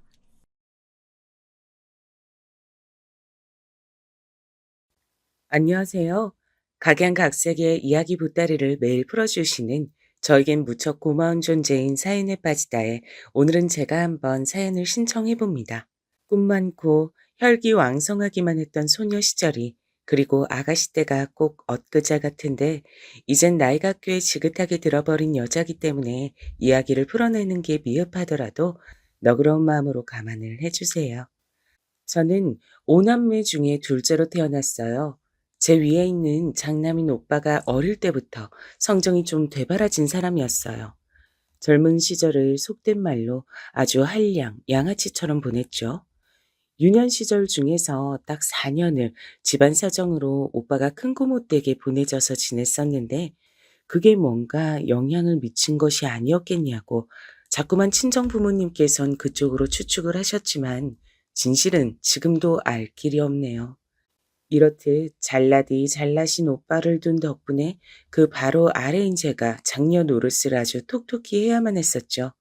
집안 형편이 썩 좋질 못했었거든요. 한 푼이라도 더 벌기 위해 공사다망하셨던 친정 부모님이셨으니 제가 셋이나 되는 동생들을 일찍부터 다 돌보며 지냈습니다. 지금 생각해보면 저는 못난이 오빠를 대신해서 친정 엄마께 힘이 되어드리고 싶은 장녀가 되고 싶단 바람과 인정과 애정을 다른 형제들보다 더 받고 싶다는 욕구가 기본적으로 있었던 듯 싶어요. 그러니 아주 사명감을 갖고 집안일을 했던 것이겠죠. 동생들은 말을 지지리도 안 들었습니다. 여동생이고 남동생이고 다 똑같았어요. 이것들이 나중에 세월이 다 흘러서 각자가 어렸을 적에 제 말을 착하게 잘 들었다고 주장하고 있는데요. 이것은 일방적인 주장입니다. 저는 결코 받아들일 수 없는 주장이죠. 어려웠던 시절이었고 네 입이 입이면 내 입도 입인 법인데 꼭 자기들만 배고파 죽겠다고 하면서 제 몫에 먹을 것까지 싹 다 훔쳐먹던 동생들이었다니까요. 얼마나 얄미웠던지 모릅니다. 그런 주제에 집안 장남은 자기들 눈으로 봐도 아니올시다 하니까 꼭 장녀 타령만 하면서 저한테 달라붙어댔어요. 전 그래서 항상 하루는 너무 짧고 금방 간다는 생각을 하면서 자랐답니다. 다니던 국민학교는 집에서 무진장 멀었기 때문에 왕복으로 오가는 것도 고약이었고 집안일도 해야 했고 동생들 뒤치다꺼리도 해야 했고 부모님 드실 요깃거리도 제가 다 차려놔야 했거든요. 그러다 보면 하루가 다 갔어요. 이웃집들이 전부 다 저희 집을 보면서 저기는 장녀가 아주 든든해 라고 입을 모았어요. 그것이 제 보람이었습니다. 그 소리들을 친정 부모님께서도 다 듣고 계셨으니까요. 형편도 좋지 못하고 오남매나 되는데 여자인 제가 중학교에 진학할 수 있었던 건 이렇듯 좋게 받은 세간의 평가들이 유효했습니다. 사실 친정 부모님께선 저를 중학교에 안 보내려고 하셨는데요. 이웃집들이 그걸 알고 만류를 해줬어요. 그래서 친정 부모님께서 예정에 없던 고심을 하게 되셨었죠. 어제는 건너집 정범이네도 나한테 묻더라고요. 똘똘한 장녀를 중학 공부 시켜야 그 밑에 딸린 동생들한테도 좋은 본이 되지 않겠냐고. 진짜로 중학 공부 안 시키고 공장 보낼 거냐면서 여러 번 묻던데요. 아이, 또 그랬단 말이야? 나 원참, 이 동네 옆편네들은 왜 다 그 모양이야? 남의 집 자식이 어디 어떻게 학교 진학하나 안 하나 그걸 왜 들여다보면서 궁금해하고 참견질들을 하고 있어? 아우, 우리 그냥 무님이 중학교 보내줍시다. 하도 애가 영민한 모습으로 온 동네 빨빨거리면서 돌아다니니까 다들 무님이 좋게 봐주고 공부 더 했으면 하고 바래주는 거 아니겠어요. 하다못해 남들도 그렇게 생각해주는데 부모로서 자식한테 그 정도도 못해주면 안 될 일이죠. 문혁이 그 자식이 한 집안에 장남다운 기계만 있었어도 우리가 지금 이렇게 골치 아프게 있진 않을 텐데 무님이가 지 오빠, 지 동생들보다 영특하긴 하지. 다만 아유, 우리 형편이 애를 공부시킬 때가 아니라 공장에 보낼 때가 맞아서 힘든 거지. 하지만 그렇다고 정말 굶어 죽을 형국은 아니니까 무님이 중학교 보내볼까 싶기도 하고. 무님이가 중학교 가고 싶어 하는 건 당신도 진작 알고 있었잖아요. 애써 모른 척 했을 뿐이지. 자, 우리 그냥 보내는 걸로 딱 결정을 해버립시다. 무님이가 언제 우리 실망시킨 적 있는 장녀였어요? 그런 적 없잖아요. 그러니까 그 기특함이 고마워서라도 우리 공부 더 시켜줍시다. 어느 날 깊은 밤중에 친정 부모님께서 나누시는 대화를 제가 엿들었습니다. 좁은 집구석이라 비밀 대화라는 건 원체 힘들었거든요. 듣고 나서 날아갈 듯이 기뻤죠. 친정엄마의 말씀대로 저는 중학교에 너무나도 다니고 싶었습니다. 손발이 부르트고 살갗이 어린애답지 않게 거칠거칠해질 만큼 열심히 일을 하며 지냈던 건 이렇게 하면 중학교에 혹시 갈 수 있을까 봐서 기대하는 마음도 일말 섞여 있었기 때문인데 바람대로 돼서 너무 좋았어요. 친정 부모님께서 얼마나 힘든 결정을 하신 건지 알았기에 저는 중학교에 진학해서 열심히 학교 생활에 매진했습니다. 태어나서 그토록 흥겨웠던 시절도 없었죠. 저라는 고급 인력이 집안일을 하는 시간이 확 줄어버렸기 때문에 친정엄마께서 조금은 더 고생을 하셨습니다. 그걸 알고 있어서 저는 죄송스럽기도 했죠. 어서 빨리 저희 집이 부모와 자식이 서로에게 미안해하지 않는 여유로운 형편이 되길 기도했습니다. 중학교만 졸업해도 뭔가 세상이 달라져 있을 거라고 믿었어요. 하지만 아니었답니다. 가세라는 것이 옷 위를 누비는 다림질처럼 쉬이 펴지는 것이었다면 우리나라에 힘든 사정이 있는 집은 한 집도 없었을 테니까요. 중학교 졸업을 앞두고 막막했어요. 친정 부모님께선 저를 어느 공장에 보내실 건지 그것만 고민하고 계셨고요. 동생들은 여전히 도움 안 되고 철이 남들보다 희한하리 많지 늦게 드는 사고 뭉치들이었으며 오빠는 차라리 남의 자식이었으면 좋겠을 거란 생각이 하루에 12번도 더 들게 만드는 인물이었습니다. 그런데 바로 그 시기에 아주 솔깃한 말소리가 제 귀에 꽂혀왔던 겁니다. 중학교 3학년 때 같은 반 친구가 이렇게 떠들고 있었거든요. 나는 그래서 곧 딴 곳으로 이사 갈 거야. 외삼촌 외숙모댁에서 지내면서 고등학교 다니기로 했거든. 학교 따라서 움직이는 게 맞다고 우리 부모님이 그러셨어. 쉬는 시간에 그 소란 속에서 희한하게 그 목소리 하나만 잘 들렸어요. 제 머릿속에 번쩍 전구가 켜졌습니다. 쓸모가 무척이나 미비했던 제 친오빠 되는 인물이 큰 고모 댁에서 지내다가 온 전적도 있었기에 친척집에 가서 산다는 그림이 영 낯설지가 않았죠. 공장을 간다는 것 자체가 저는 싫은 것이 아니었어요. 살아온 형편이 빤한데 안 가겠다고 할 노릇이 전혀 아니었으니까요. 다만 저는 좁디 좁은 곳만 돌면서 살고 싶지 않았고 더 넓은 세상을 빨리 보고 싶다는 바람이 있었기 때문에 공장이란 선택지가 막연히 갑갑하게 느껴질 뿐이었죠. 그 친구의 말에 저는 굉장한 힌트를 얻어냈고 즉시 선생님께로 달려가 상담을 받았습니다. 그리고 저는 제 인생이라는 우주의 궤도를 단박에 바꿔놓는 선택을 하게 됩니다. 아버지, 엄마, 저는 고등학교에 진학할 거예요. 그것도 다른 지역의 고등학교에 가기로 마음을 먹었습니다. 단일 공장부터 알아보기로 얘기를 했던 게 바로 지난주인데 그 사이에 네가 까마귀 고기라도 삶아 먹었냐? 그런 거야? 까마귀 고기를 먹었어? 아이고, 당신은 제발 좀 그런 헛소리 좀 하지 말아요. 무님이가 고기가 생겼다면 우리한테 먼저 맛보라고 줬겠죠. 예, 근데 무님아, 너 근데 갑자기 뭔 소리야? 널 고등학교에 보낼 돈이 우리한테 어디 있다 그러니? 그 돈이면 우리가 생활비로 쓰지. 네 학비에 보탤 형편이 아니야. 그리고 네가 멀리 가버리면 난 누굴 믿고 의지하며 집안 살림을 하라는 거야. 엄마 고생한 모습은 안 보이는 거야? 최고 효녀인 우리 장녀가 대체 왜 이럴까? 친정 부모님께선 단호하셨으나 제 선택을 막진 못하셨습니다. 왜냐면 저는 일반 고등학교가 아니라 산업체 고등학교에 진학하려는 속셈이었거든요. 고등학교를 나왔다는 학력도 따내고 도중에 일을 다니며 돈까지 벌 수 있으니 일석이조였습니다. 지내는 것은 기숙사에서 하면 되었고요. 제가 이미 다 고등학교를 알아봤다는 것까지 들으시곤 어쩔 수 없이 친정 부모님께선 허락을 해주셨어요.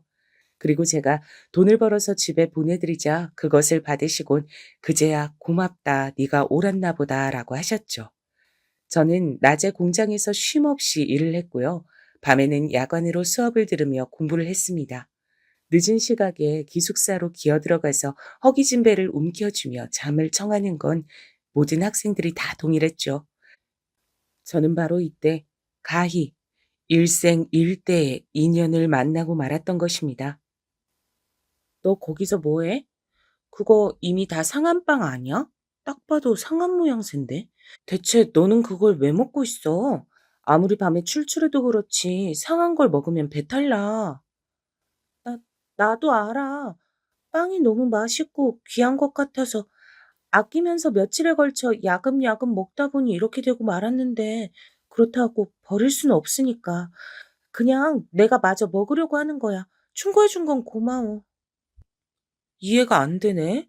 못 버릴 이유가 왜 있어? 쓰레기통이 어디 있는지 몰라서 그러는 거면 내가 알려줄게. 나는 기숙사의 쓰레기통 위치를 훤하게 꿰고 있거든. 그렇겠지. 너는 모르는 게 없는 애 같으니까. 하지만 나는 어쨌든 이걸 버릴 순 없어. 왜냐면 이건 우리 엄마가 주신 빵이란 말이야. 집안 형편이 좋지 못해서 빵은 거의 못 먹어봤어. 그런데 우리 엄마가 나 먹으라고, 먹고 힘내라고 모처럼 빵을 사다 주셨는데 바보같이 야금야금 먹는 바람에 이렇게 됐으니 상한 부분은 참고 먹어야지. 늦은 밤중에 상태가 안 좋아 보이는 빵을 먹고 있던 친구가 있었어요. 밤인데도 머리를 유달리 꽉 조여서 하나로 단정히 묶고 있는 게 특징인 친구였습니다. 그리고 여태까지 저는 이 친구를 몇 번 마주쳤었지만 이렇듯 말을 하는 모습을 본 게 처음이란 사실을 곧 깨달았죠. 인상부터가 차분하고 말수가 적을 것처럼 보이는 친구였어요. 호기심에 눈을 곧잘 빛내곤 했던 저와는 상반된 인상의 소유자였죠. 상한 빵을 우물거리고 있었던 진짜 이유를 듣고 나자 저는 왠지 그 친구를 그냥 지나치기 어려워서 저도 모르게 그 옆에 앉고 말았습니다.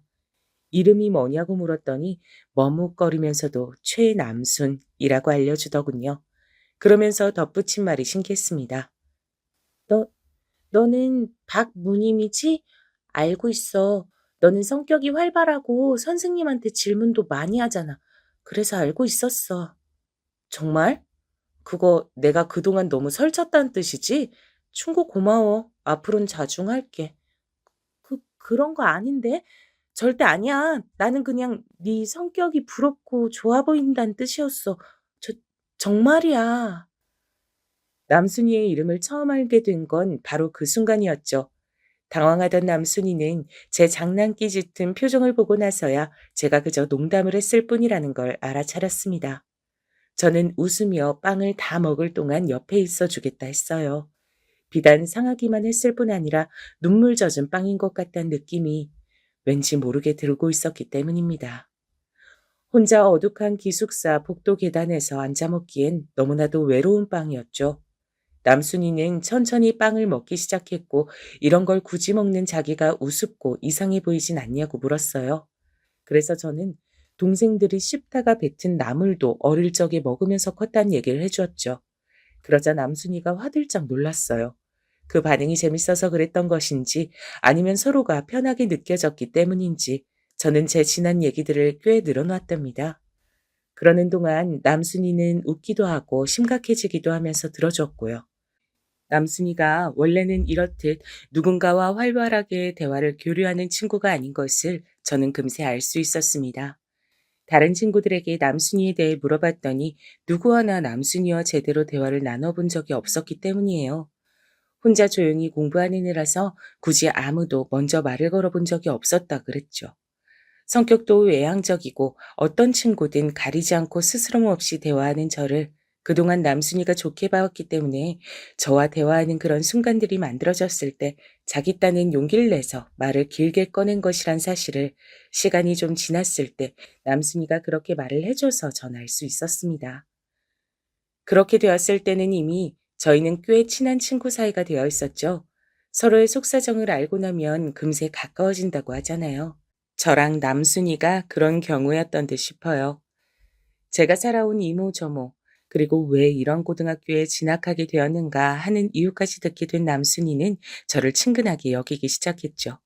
저 또한 남순이의 집안 사정을 다 알고 나니까 심적으로 무척 가깝게 느껴졌어요.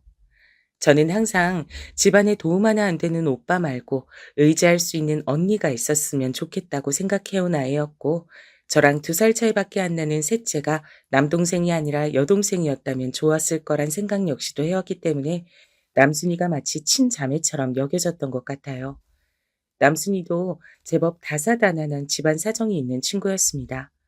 남순이가 6살 되던 해에 친부가 집을 나가셨다네요. 당시에 남순이의 남동생이 고작 2살이었습니다. 그토록 어린 자식을 두고 친부께선 웬 도박인지 여자인지에 홀려서 집을 나가셨다고 해요.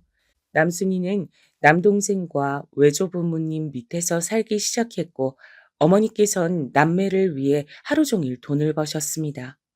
그리고 남순이가 9살일 때 어머니께선 어떤 분과 만나기 시작하셨다 그래요.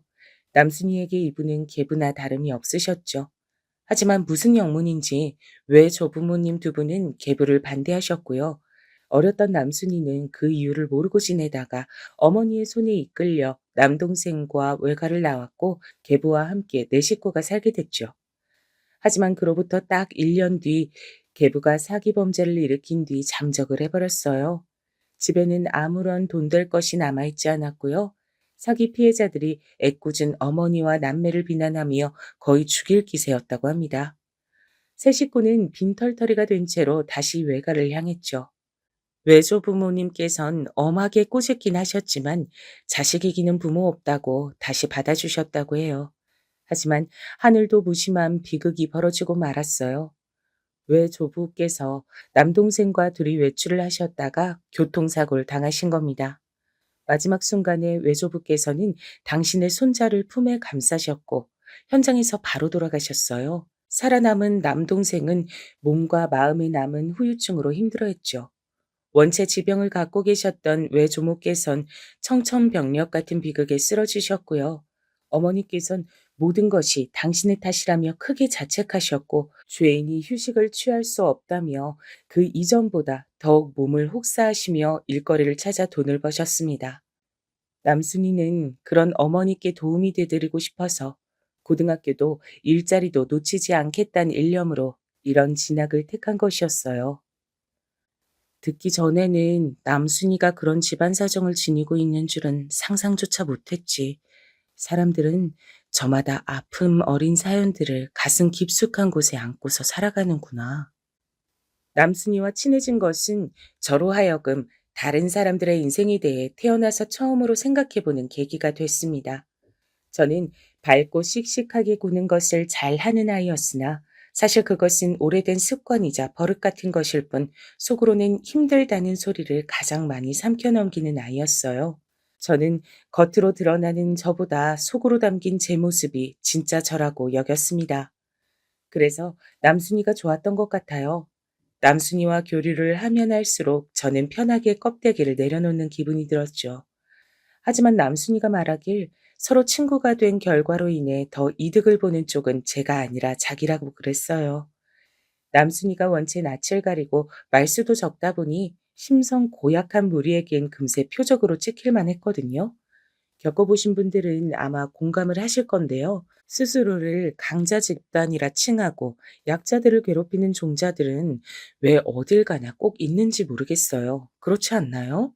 학교든 공장이든 반드시 없는 법이 없더라고요. 남순이를 만만하게 보고 괴롭히는 못된 것 꼭 있었습니다. 자기가 피곤하고 기분 나쁜 걸 대체 왜 남순이한테 짜증을 내고 사람 머리를 때리면서 푸는 것인지 저는 이해가 안 가더라고요. 야, 너네 뭔데? 내 친구 괴롭히냐? 그렇게 할 일들 없어? 국민 학생들도 안 할 것 같은 유치한 짓들을 하고 자빠졌네. 너네 한 번만 더 내 친구 최난순을 괴롭혀봐. 그땐 내가 2배로 갚아줄 테니까. 나는 미친 개가 인정한 별종이야. 별종 상대하고 싶음 계속 그렇게 굴면 돼. 하지만 저한테 걸리면 얄짤없었습니다. 저는 학교에서 유독 엄하시고 그래서 학생들에게 두려움의 대상이었던 미친 개 선생님께서 쟤는 진짜로 별나다. 박무님은 내가 인정한 별종이다. 이렇게 공언하신 학생이었습니다. 제가 남들보다 눈빛이 유독 부리부리하고 안광이 번뜩여서 더욱 얻어냈던 칭호였죠. 괜히 자기보다 약한 애를 건드리는 걸 좋아하던 심보 못된 애들은 남순이를 쿡쿡 찔러대다가 하나같이 저한테 걸려서 나가 떨어졌습니다. 무늬마, 매번 고마워. 나는 정말 네가 없었다면 고등학교 마치긴커녕 진작에 포기했을 것 같아. 돈이나 벌고 고등학교는 때려치우자고 결심을 내린 뒤에 이미 이곳을 떠나서 없었겠지? 네 덕분에 내가 아직도 이곳에 있는 거라 생각해. 나처럼 우중충한 애하고 늘 친구해줘서 고맙다고 생각 중이야. 너가 뭐가 우중충해? 진짜 우중충한 건 아무 이유도 없이 너 괴롭히고 싶어서 너한테 시비 거는 그 나쁜 기집애들의 속내야. 남순아, 네가 어머니 일로 요새 부쩍 힘든 거 내가 다 알고 있으니까 좀만 더 힘내줬으면 좋겠어. 그래야 어머니도 얼른 쾌차를 하실 거야. 너무 우울한 생각만 하지 말고 힘을 내기야. 알겠지? 그래, 네 말이 맞아. 내가 이렇게 땅굴을 파고 들어간다고 해도 이런다고 해서 우리 엄마의 건강이 갑자기 좋아지는 것도 아니니까 힘을 내야겠지. 다른 친구들하고 놀 때 요즘 일부러 나도 자주 끼워주는 거 알고 있었어. 그거 전부 나 힘내라 그런 거지? 무늬마, 내가 네 덕분에 또 이렇게 기운을 얻는다. 안타깝게도 남순이의 어머니께서 건강이 무척 안 좋아지셨어요. 너무나도 무리를 하시며 지내신 게 결국은 슬픈 결과를 불러온 것이었죠. 일하시던 곳에서 코피를 줄줄 흘리시다가 어지럽다고 하시며 쓰러지셨는데 그렇게 이송된 병원에서 들은 답변이 더 큰 병원으로 가보시라는 것이었답니다. 남순이의 외조모께서도 건강이 안 좋으신 와중에 너무 벅찬 소식이었죠. 어머니께선 무척 상태가 안 좋으셨어요. 남순이의 얼굴에 수심이 날로 짙어질만 했죠. 저는 그런 남순이가 기운을 잃지 않았으면 해서 당시에 신경을 많이 썼습니다. 집안의 장녀로서 누군가를 챙기며 지내는 것엔 이골이 나 있었으니 다행이라고 할까요? 이럴 때일수록 힘을 내야 된다며 저는 다른 친구들과도 남순이가 어울려 놀 수 있도록 이끌어줬죠. 그러다 보니까 남순이도 점차 별것 아닌 농담에도 웃을 줄 아는 아이가 되었고요. 일을 하다가 불합리한 일을 겪었을 때면 저와 친구들에게 속 시원히 털어놓을 줄도 알게 됐답니다. 우스갯소리로 이름에 순자가 들어가서 저렇게 순하나라고 할 정도의 인물이 남순이었는데요. 그런 남순이가 일하던 곳에서의 관리자 욕을 제 앞에서 시원하게 뱉었던 날, 저는 신나서 눈가에 눈물이 맺힐 만큼 막 웃었던 것 같아요. 그런 추억이 방울방울 쌓여갔습니다. 공부도 해야 했고, 일도 해야 했고, 집에 돈도 붙여야 했으며, 집안일에 촉각도 늘 기울이고 있어야 했으니, 녹록하지 않은 생활이었으나 서로가 있었기에 우정으로 버텨냈던 고등학교 시절이었어요. 그리고 졸업 후에 슬프지만 뿔뿔이 흩어져서 각자의 일상을 살게 됐죠. 저와 남순이 말고 세 명이 또 저희하고 제법 친하게 지냈었는데요. 그중 한 명은 대학에 진학하기도 했어요. 그만큼 다양하게 일상이 갈라졌죠.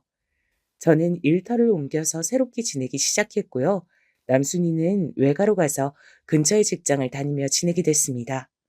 바쁜 일상을 살아가다가 몇 달 뒤에 제가 먼저 남순이에게 연락을 해봤어요. 이런저런 가벼운 안부를 주고받다가 제가 어머니 상태를 물어봤죠. 그랬더니 가슴 철렁한 답변이 돌아왔습니다. 그게 사실은 많이 안 좋으셔. 얼마 못 버티실 것 같아. 엊그제 병원에선 길면 2달까진 본다고 했어. 세상에, 그랬구나. 네가 그건 정말 힘들었겠다. 내가 지금은 직장에서 상황이 영 안 좋아서 너무 힘들고 다음 달에나 어머니 한번 찾아뵐게. 가서 뵙고 인사드려야지. 에이, 아니야, 무늬마. 그럴 필요 없어. 왜 애써 여기까지 온다 그래. 안 그래도 돼. 하지만 안 찾아뵐 수 없겠다 싶었어요. 저는 새 친구들에게 연락을 그래서 미리 해두었죠. 시간 맞춰서 다음 달에 꼭 함께 가보자고요. 친구들도 그때 시간을 내보겠다고 긍정적으로 말들을 해줬어요. 그런데 다음 달이 되었고 제가 친구들을 데리고 가보려던 날짜를 불과 일주일 앞두고 남순이의 어머니께서 갑자기 돌아가셨습니다. 새벽에 돌연 호흡이 마구 가빠지시더니 그대로 손쓸 도리조차 없이 가셨다고 합니다. 연락을 받자마자 저는 후회가 들었어요. 진작에 가서 찾아뵈었어야 했는데 어머니께 너무 죄송스럽고 남순이에게도 미안했죠. 이제라도 부지런을 떨어야겠다 싶어서 당장에 남순이에게 달려갔습니다. 쇠약한 상태셨던 외조모께선 혼절을 하신 상태였고 앳된 얼굴 위로 눈물 자국을 잔뜩 남긴 남동생을 옆에 끼고 남순이가 처량하게 있었습니다. 친가 쪽은 아무도 없고 그나마 외가에 친척들이 몇 있었는데 아무도 장례식을 나서서 치러주겠다고 하진 않는 상황이라고 했습니다. 도리어 외조모 명의로 있는 자그마한 집, 그거나 빨리 자기들한테 넘겨야 하는 거 아니냐며 그딴 개소리나 짓거리고 있다고 했어요. 남순이에게 그 전말을 듣자마자 제가 열이 뻗쳤죠. 소식을 듣고 저마다 이쪽으로 올 준비를 하고 있던 3명의 친구들에게 연락해서 우리가 남순이 어머니 장례식 해드리자 그랬습니다. 셋 다 처음엔 머뭇거리더니 제가 금수만도 못한 남순이 친척들 얘기를 해주니까 차마 외면할 수가 없다며 제 의견에 동참을 해주었죠. 저는 거기서 멈추지 않았어요. 고등학교를 같이 나온 친구들, 제가 연락처를 갖고 있는 사람이라면 누구나 가리지 않고 연락을 돌렸습니다. 여보세요? 오랜만이다. 나 박무님인데 다름이 아니고 너 남순이 알지? 나랑 같이 다니던 애 최남순. 지금 남순이네 어머니가 돌아가셨는데 장례 비용이 절실하게 좀 필요한 상황이야. 혹시 조금이나마 도와줄 수 있을까? 돈이 아니라도 좋아. 와서 꼭 조의를 표하고 얼굴이라도 비춰주면 좋겠다. 내가 부탁 좀 할게. 그냥 무작정 연락을 돌렸어요. 그리고 딱히 안 친했던 친구들에게 철면피로 연락하는 것보다 더 망설여졌던 건 제 친정 식구들에게도 부탁을 했습니다. 친정 부모님께선 우리가 돈이 어딨냐며 펄쩍 뛰셨지만 제가 남순이의 상황을 자세하게 말씀드리자 두 분 다 한숨을 내쉬면서도 돈을 보태주셨어요. 십시일반으로 돈이 거쳤죠. 당연히 제가 선봉에 섰고 많이 냈고 장례식장에서도 가장 동분서주하였습니다. 무엇보다 장례식장에 뻔뻔한 낯짝들을 비추신 남순이의 외가 친척분들을 향해서도 한마디 던졌었고요. 그분들을 보고 남순이가 주먹을 꽉 쥐고 입술을 피가 날 듯 깨무는 것에 제가 나섰던 겁니다. 무슨 낯짝으로 오신 건가요? 짐승이 사람 가죽을 뒤집어 쓴 것 같네요. 그러자 다들 역정들을 내셨습니다. 모욕은 듣기 싫으셨던 건지 저를 향해 삿대질을 하며 난리를 치셨어요. 그때 남순이가 울컥하며 외쳤습니다.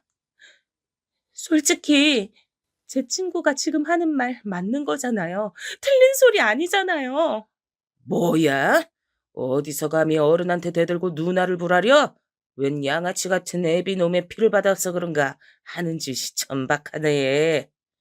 어느 친척분께서 남순이에게 그런 막말을 내뱉으시더니 그걸로도 모자라 손찌검을 하려고 드셨습니다. 순발력 좋은 제가 그 앞을 막아섰고요. 남순이 대신에 뺨을 맞았습니다. 장례식장엔 숨막히는 정적이 감돌았죠. 이렇게 하시니까 속이라도 시원하세요? 스스로 떳떳하지 못하고 창피한 건 아마 잘 알고 계실 거라 생각합니다. 영영 이 순간을 수치스러워하면서 살아가세요. 제가 안광을 형형하게 밝히며 외치자 그분이 주춤거리며 뒷걸음질을 치셨습니다. 다른 친척분들도 마찬가지였죠. 저마다 창피한지 얼굴들이 붉어져 있었어요. 그러더니 죄다 주랭랑을 쳐버렸죠. 제가 부른 친구들과 남순이 어머니께서 생전에 연을 맺으셨던 분들로 이뤄진 단촐한 장례식이 무던히 이어질 수 있었습니다. 어머니를 보내드린 이후에 남순이하고 둘이 국밥집에 와서 마주 앉았어요. 정말 고마워, 무늬마. 네 덕분에 우리 엄마 가시는 길 외롭지 않으셨을 것 같아. 우리 엄마 힘들게만 사시다 떠나셨으니 내가 우리 엄마를 대신하겠다는 심정으로 아주 멋지게 살아보려 그래. 나 어릴 때 우리 엄마는 길고 짧은 건 대봐야 아는 일이라고 늘 그런 말씀 해주셨거든. 나는 그 말씀이 꼭 맞았으면 좋겠어. 이런 말 하는 거 창피한데 너니까 하는 거야. 좋은 각오인데? 남순아, 넌 반드시 그렇게 될 거야. 멋지게 살 수 있을 거야. 진짜로? 내가 그럴 수 있을까? 의욕은 당장에 앞서지만 솔직히 막막하고 겁도 나긴 해. 너 원래 말 더듬고 상대방 눈도 똑바로 못 쳐다보던 애였던 거 알아? 우리 처음에 대화 나눴을 땐 분명히 너 그랬었어. 근데 지금 너를 봐. 그때와는 벌써 한참 달라져 있잖아. 그니까 앞으로는 더 엄청나게 달라질 수 있겠지. 네 말 들으니까 내 안에서 용기가 막 샘솟는다? 이런 얘기하는 김에 더 속내를 밝혀보자면 나는 그럴싸한 남자 만나서 시집 잘 가서 그런 식으로 내 팔자 펴볼 생각은 전혀 없어. 이런 얘긴 좀 이상하지? 와, 그렇구나. 난 왠지 네가 그럴 것 같았어. 넌 누구보다 얌전했지만 도저히 요조숙녀처럼 보이진 않았거든. 반에서 항상 우리 중에서 현모양처가 가장 어울리는 사람을 장난으로 뽑을 때 너 뽑았던 거 알지? 근데 동시에 가장 안 어울리는 사람 뽑을 때도 네가 1순위였던 거 알아? 너 왠지 모르게 너만의 길을 갈 것 같은 그런 고든 심지가 그 눈동자에서 엿보이는 애였던 것 같아. 그런 건 말로 전해지는 게 아니거든. 나도 너처럼 우리 엄마가 해주신 말씀 중에서 가장 좋아하는 대목이 있어. 그게 뭔지 알아? 아니, 모르겠어. 궁금해. 나도 듣고서 새길래. 바로 사람의 눈은 거짓말을 못한단 거야. 자연스레 아닌 척 웃고 있어도 눈은 진실만은 담고 있기에 사람은 눈을 봐야 된다고 한대. 사람의 눈빛을 딱 봤을 때 음흉한 기운, 동태 눈깔 이런 게 느껴지면 그 사람은 영 상종 못할 사람이란 거지. 어, 인생의 지혜를 하나 들은 기분인데 나도 앞으로 살면서 참고해야겠다. 물론 내가 잘 살진 모르겠지만 아무튼 열심히 해볼 거야. 다음에 다시 무님이 너 만날 땐 내가 멋진 모습 보여주고 싶어. 그간 너에게 받은 은혜가 많으니까 꼭 갚을 거야. 이건 나 스스로에게 하는 맹세야. 그럼 사양 않고 내가 마음껏 네 성공 기대할게. 남순아, 너는 내가 만나본 그 누구보다도 눈빛이 좋은 사람이니까 반드시 멋지게 성공할 수 있을 거야. 저희 두 사람은 그날 변함없는 우정을 확인했고 깊은 대화를 많이 나눴어요. 그 이후로는 그 이전보다 훨씬 정신없이 돌아가는 일상을 살았죠. 남순이와는 간간히 소식을 주고받았으나 제가 직장을 새로 잡은 뒤에는 뜸해졌어요. 무엇보다도 남순이도 바쁜 듯 했고요. 제가 남순이를 다시 만난 건 무려 몇 해가 훌쩍 흘러서 제 결혼식 때문이었답니다. 참고로 남순이 어머니 돌아가시고 친정 부모님께 돈을 보탬받았을 때 친정 엄마로부터 저는 이런 말씀을 들은 바 있었어요. 어렸을 때부터 일찍이 고생을 많이 하면서 부모한테 자란 최고 효녀. 우리 장녀 무님이니까. 그니까 네 아버지가 요새 상황이 안 좋은데도 돈 보태라고 선뜻 허락해 주신 거야. 무슨 마음이신지 잘 알아요.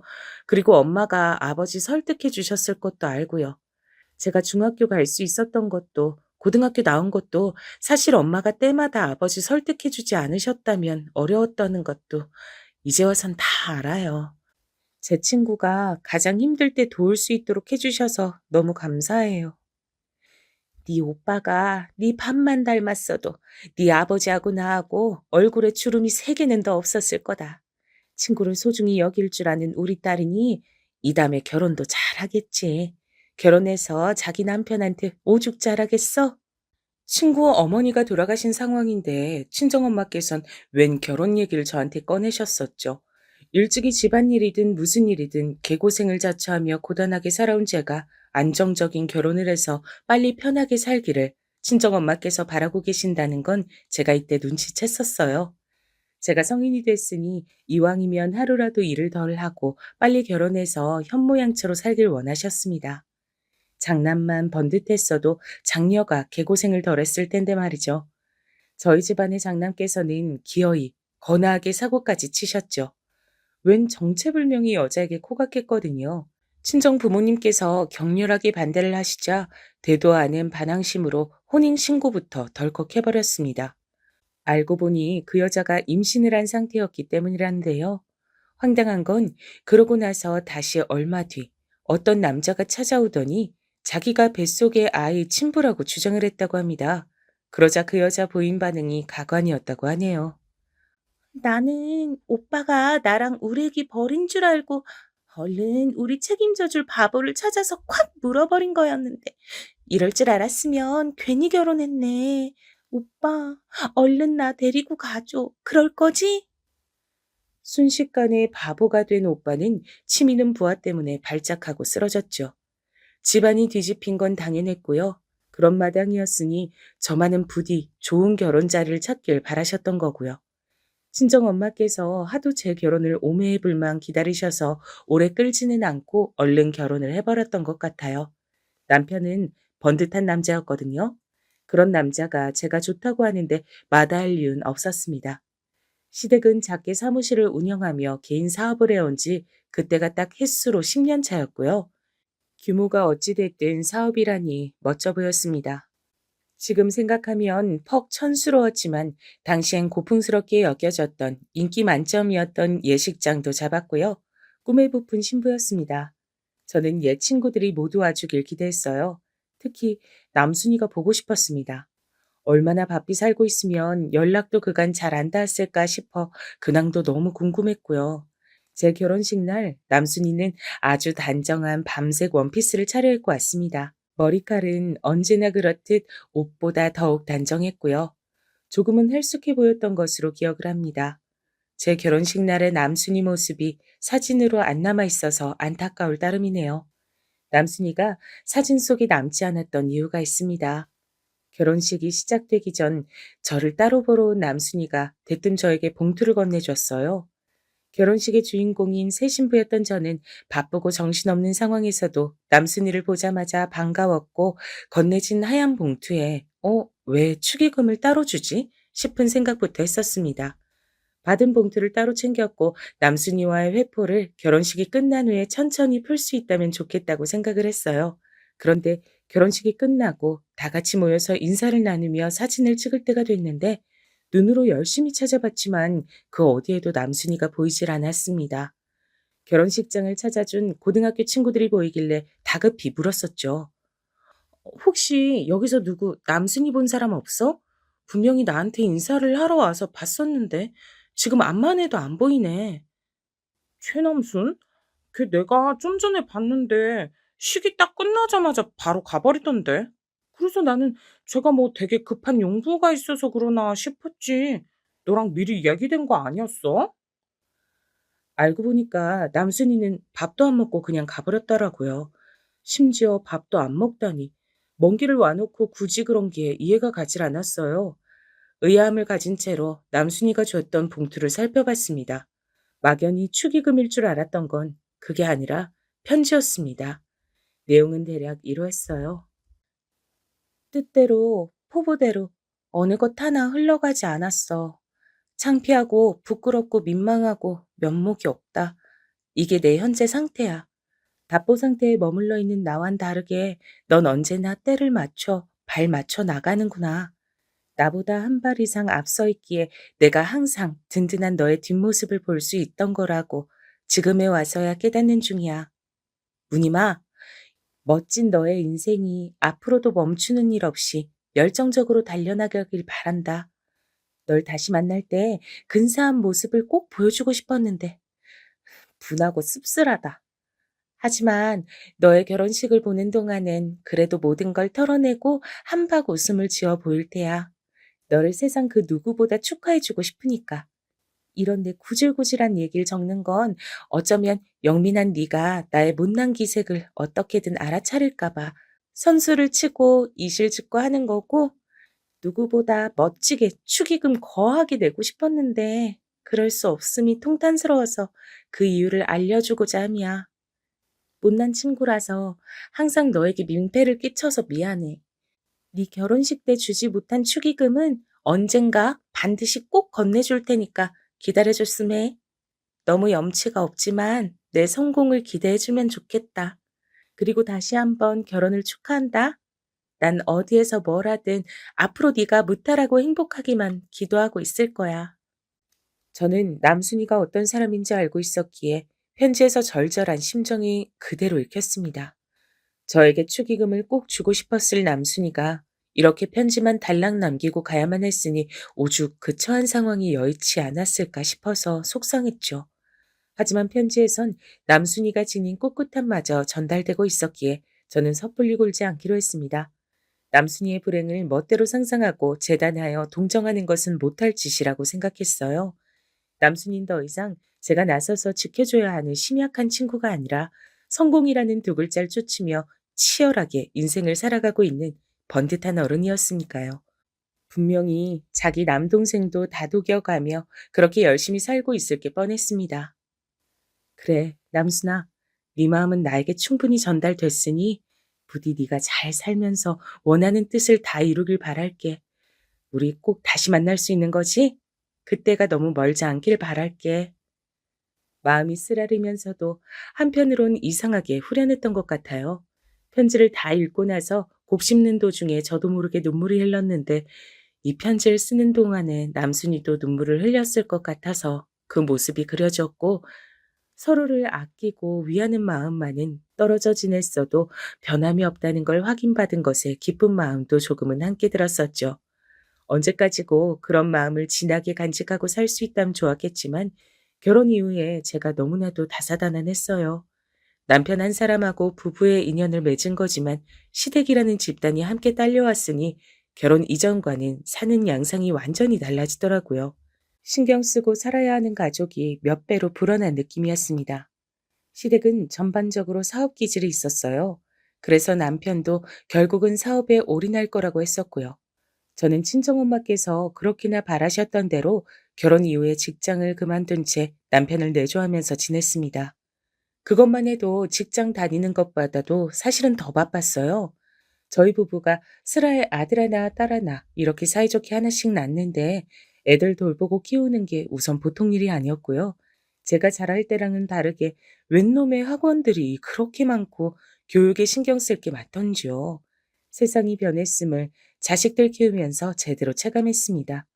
그러다 보니 가계부 쓰느라 매달 머리가 아팠죠. 돈 나갈 구멍들을 잘 보고 있었어야 했으니까요. 남편이 사업장에 몸집을 불려낸 이후에는 거기에 일손을 또 보태느라 정신없이 바빴습니다. 자랑은 아니지만 제가 기본적인 일머리가 좋아서 혼자 2인분은 했거든요. 이렇다 보니 결혼해서 시댁 식구들 챙기고 애들 낳고 키우고 골 때리는 오빠와 영원히 철이 안 드는 동생들이 버티고 있는 친정에도 신경을 써야 되고 남편하고 같이 사업장에도 매달려 지내고 이런 식으로 세월이 너무나도 빨리 휙휙 지나가 버렸습니다. 40살 생일 때 오죽하면 케이크 앞에서 눈물을 훔치며 제가 30대가 하나도 기억이 안 난다 그랬을까요? 그만큼 하루하루 치여 살다 보니까 그냥 세월이 막 흘러버렸어요. 보람이 있다면 자식들 커가는 걸 보는 것이죠. 좋은 미래만 보여주고 싶었어요. 제가 어릴 때부터 그랬던 것처럼 일에 치여서 힘들게 몸쓰며 살질 않길 바랬어요. 그 마음이 같았기에 남편도 치열하게 사업을 해온 것이었고요. 하지만 저희 부부에게 비극이 예고 없이 닥쳤습니다. 믿고 의지하던 최대 거래처였어요. 그래서 대금이 밀려도 기다렸습니다. 하지만 최대 거래처가 하루아침에 망해서 문을 닫아버렸고 밀린 대금만 오매불만 기다리며 부족한 돈을 되출로 채우며 살던 저희는 폭삭 주저앉게 됐습니다. 청천벽력이었고 건강이 안 좋으셨던 시어머니께선 충격을 받아 그만 돌아가시고 말았습니다. 살면서 그런 괴로움, 고통, 무력함은 처음이었어요. 정신이 나갈 것만 같았습니다. 이제 고등학생, 중학생인 자식들을 보면서 가슴이 찢어졌죠. 저와는 다르게 고생을 보지 않고 성인이 돼서 대학 생활을 즐겁게 하기만을 바랬는데 집까지 경매로 넘어가게 된 상황에서 대학이 아니라 공장을, 학업을 잇는 게 아니라 자퇴를 고려하고 있는 자식들을 보고 하염없이 눈물이 났습니다. 남편은 자기가 시어머니께 크나큰 불효를 저질렀다며 끊임없이 자책하고 있는 상황이었고요. 그 어디에도 탈출구는 없을 것 같은 그때 놀랍게도 절 찾아온 사람이 있었습니다. 무늬마, 오랜만이야. 우리 너 결혼식 때 보고 처음 보는 거니까 딱 20년 만인가? 벌써 세월이 그렇게 흘렀네? 남순아, 네가 나 있는 곳은 어떻게 알고 찾아왔어? 그보다 그간 잘 지냈어? 길 가다 마주치면 못 알아볼 것 같다. 편하게 입었지만 너한테 왠지 귀티가 흐른다. 남순아, 너 잘 지냈나 보다. 다행이다. 그간 너 어떻게 사나 진짜 궁금했는데 아무도 너랑 연락이 되질 않아서 걱정했었어. 연락 안 된 건 미안해. 내가 워낙 정신없이 살기도 했고 해외에서 거의 지냈던지라 더 그럴 수밖에 없었네. 무늬마, 그런 너도 잘 지냈다며? 사업이 꽤 잘 돼서 그간 잘 지낸 것 같더라. 근데 너를 만나고 싶어서 내가 귀국한 이 시기가 공교롭게도 네가 어려운 때인 것 같아서 마음이 좀 어렵더라. 괜찮다고 해야 했는데 입이 안 떨어졌습니다. 방심하면 눈물이 날 것 같아서 입을 꾹 닫고 그저 미소만 지었죠. 전 어쩌다 보니 이렇게 됐단 대답을 애써 태연하게 내놨어요. 그러자 남순이가 가방에서 봉투를 꺼내 들었습니다. 저는 단박에 손부터 내줬죠. 너 그거 뭐야? 설마 돈이야? 내 사정 듣고 이러는 거라면 나야말로 마음이 어려워져. 이러지 않아도 돼.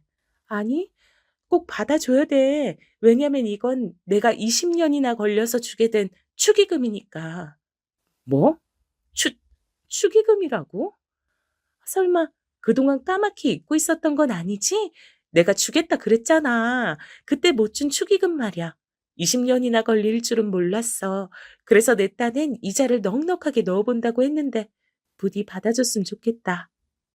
저는 축의금이라는 말을 들었을 때부터 눈시울이 뜨거워졌는데 봉투 안을 확인하고 나선 그만 오열하고 말았습니다. 빼곡하게 된 건 일반 지폐가 아니라 수표였기 때문입니다.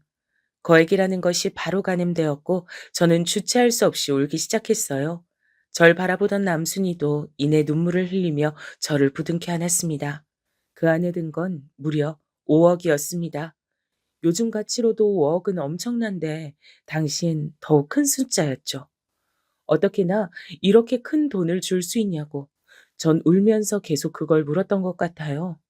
남순이는 그간 자기 개발을 꾸준히 하면서 해외에 나가 일을 하는 재원으로 성장했고, 그러면서 열심히 돈을 모았다고 합니다.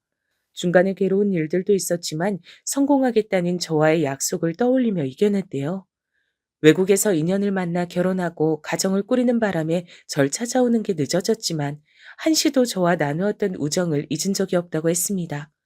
그리고 막연히 내년 초에 저를 만나야겠다고 계획을 하고 있었는데 자꾸만 꿈에 돌아가신 어머니께서 나오셨대요. 나는 그게 꼭 장례식을 열어준 고마운 친구에게 보답할 때라고 엄마가 나한테 그런 신호를 보내주는 것 같더라고. 그래서 나는 너 만나고 축의금 건네주는 시기를 내년이 아니라 지금으로 황급히 당긴 거야. 일상도 멈춰두고 무작정 한국으로 들어와 널 수소문했는데 네 소식을 알고서는 이래서 내가 지금 온 거구나 싶더라. 남순이의 이야기를 듣고 나자 걷잡을 수 없이 더욱 가슴이 벅차올랐습니다. 옛날 그때처럼 남순이는 심지고든 눈빛을 하고 있었어요. 그 돈 안 받겠다고 버틸 수가 없었죠. 고맙게 받았습니다.